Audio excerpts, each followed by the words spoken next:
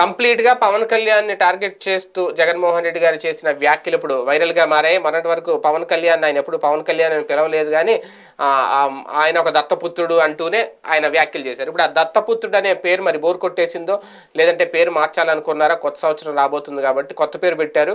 త్యాగాల త్యాగరాజు అంట. తాజాగా జగన్మోహన్ రెడ్డి గారు పవన్ కళ్యాణ్కి పెట్టిన పేరు త్యాగాల త్యాగరాజు.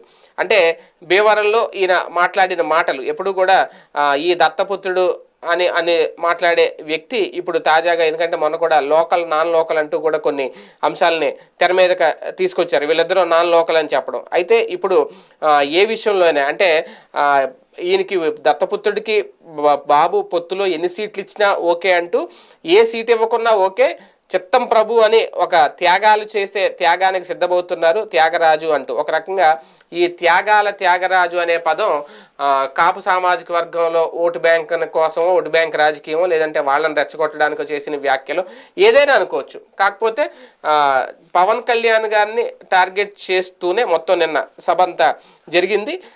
ఈ పొత్తు మీదే కంప్లీట్గా. మరి పొత్తు చూసి భయపడుతున్నారు, ఆల్రెడీ ఆ మాట అనేశారు కాకినాడలో నిన్న పవన్ కళ్యాణ్ గారు. పొత్తులు చూసి, మా బలం చూసి భయపడుతున్నారు అనేది మరి ఆ తరహా ఉన్నాయి ఆ వ్యాఖ్యలు.